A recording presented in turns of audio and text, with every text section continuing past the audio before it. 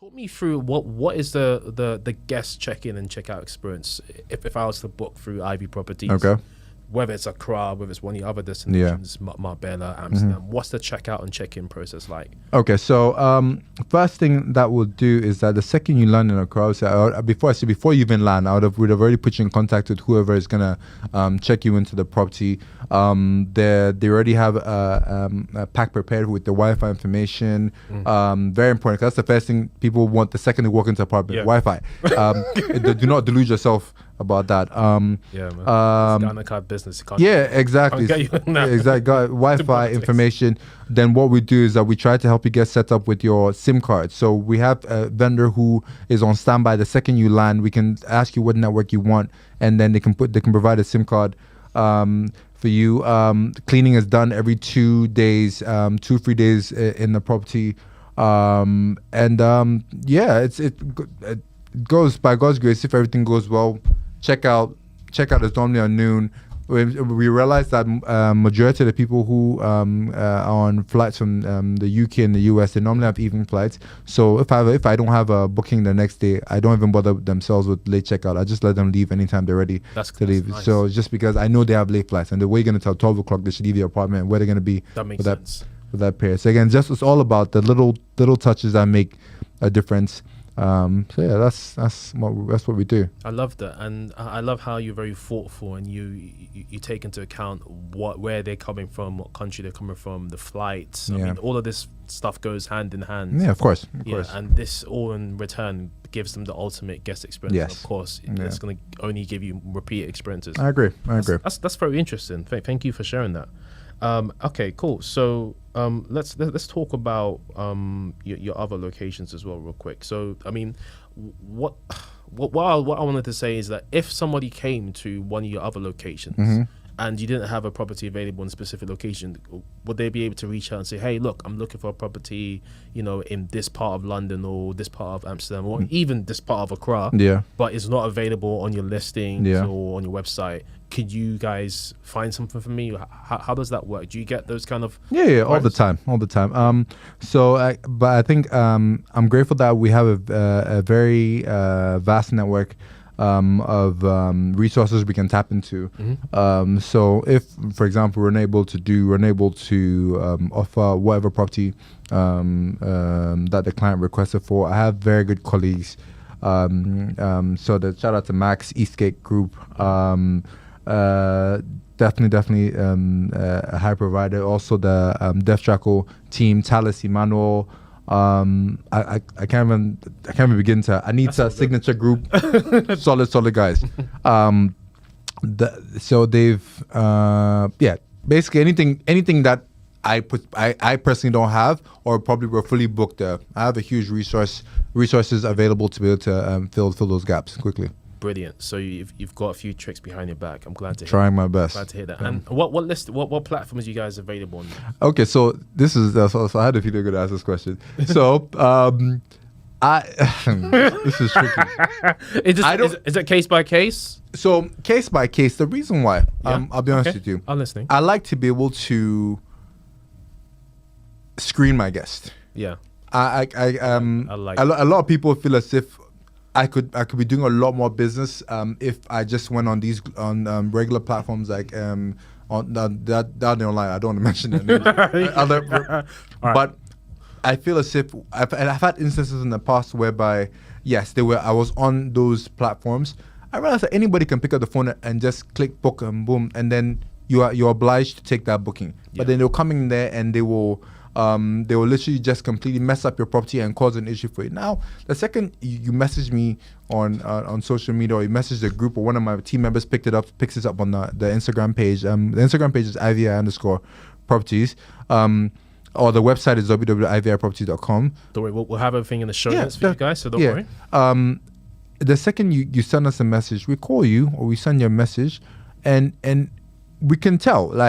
We can tell by virtue of how you're speaking, what you're requesting for, and just from a few nonverbal keys that you give us, we can tell what type of tenant you're going to be and where we want to put you in, because we wouldn't want to put you in somewhere that you end up destroying and give us a problem, because ultimately I appreciate my tenants, but I appreciate my property owners a bit more, because they're the ones that have entrusted us with their asset, and we need to make sure we protect those assets. So that's how this process works for us. No, I totally appreciate why you go through that. I think living in Ghana does something similar as well, and I think it's really important, especially maybe in countries like Ghana. It's really important. Yeah, of course. You have a whole host of characters. Of course. I mean, and the thing is, obviously, I'm not saying that we don't have spaces available for them. Well, there are places available, but then at the same time too, I also need to take into consideration other factors, because obviously some other people may live in the property as well that may not want to party, may not want to hear you making noise. True. As well. So I just have to respect respect them as well. So that's just why I go above and beyond to try and make sure I know where you want. Ideally, I'd want to place you in, basically. No, absolutely, I totally agree. I mean, anyone can make up a persona online and claim to be who they say they are. Yeah. Say they're not smoking. I agree. Got no dogs, but then they'll come with pets. Bingo. Smoking and pets on the property. Exactly. So I really even child-friendly places. There are places whereby I have specific properties that are child-friendly places, because maybe the paint on that wall is easy to clean. I've had instances whereby kids have written all over the walls. They've completely somebody's property. Yeah, and they've trashed the kitchen. Wow. You take a deposit? I take a deposit, but sometimes the deposit is not enough. Like there was one instance whereby it was in, I'll never forget, it was in Cantonment. My God, what that? Like, right now. Are you still turning over in bed? Oh, bro, listen, it was bad. Like, it was completely messed up the kitchen. I remember the child was trying to make pasta in the kitchen, and she ended up putting a plastic bowl in the microwave. The microwave exploded. No, bro,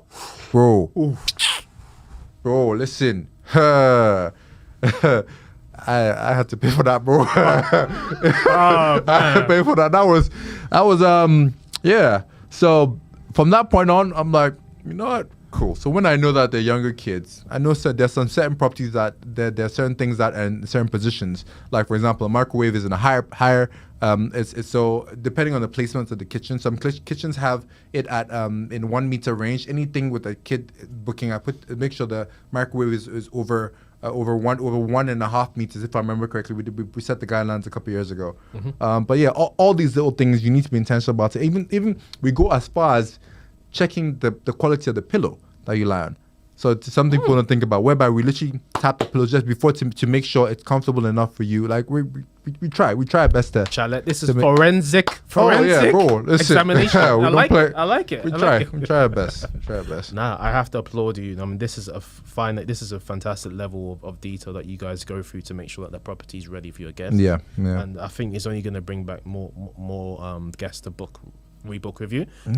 But yeah, I mean, I definitely understand why you said that in this industry you need to have a lot of resilience, because when something like that happens, when you said the microwave exploded in the house and you had to take care of it, in terms of your money, you had to come out from your pocket, you're gonna think, is this worth it? Should I keep going, bro? I've just lost X amount. But you've clearly gone through those storms and you've withstood it, so I have to take your hat off to you. I honestly have to. Honestly, wow, what a story.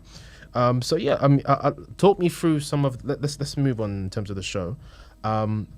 Talk me through any, is there any kind of pitfalls that people should look out for when they're kind of booking properties, rental properties in Ghana or any other locations in the world? Because I know you're internationally, not just Ghana. Yeah, I think I like to focus on the Ghana Accra, so people a bit more. That's right. That's fine. So one thing you should always take into consideration is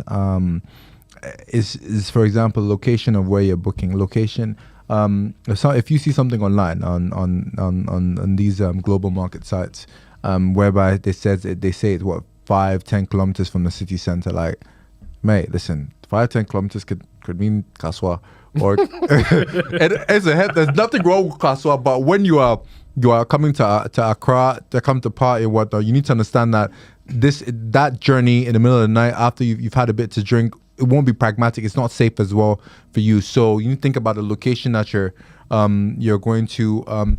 Safety is an important thing. Please make sure anywhere you book has 24-hour security. And I'm not saying this for because Ghana is dangerous. No, far from it. If anything, it has more to do with the fact that you want that level of security within your your stay. You want somebody, you want to know somebody has your back. Like for me, wherever I go, I need to make sure somebody's there looking out for my back when do you know what I mean? Just little things like that. You need to make sure that there's a cleaning regime in place. And obviously, again, all of this is a lesson I learned in the past, whereby my cleaners didn't necessarily know what they were doing. I had to literally show them, okay, if you see a table, don't just clean the top, look underneath the table, look on the side. Just little details like that. Blind spots, Blind spots. It's just all those things make a huge difference to your stay. It's just the general management of it. You just want to make sure when you go there, you have that peace of mind. Okay, I've gone into my apartment, and this is sorted out. So those are the things I would recommend. Safety, location, and just little details you should care about. Okay, no, those are fantastic tips.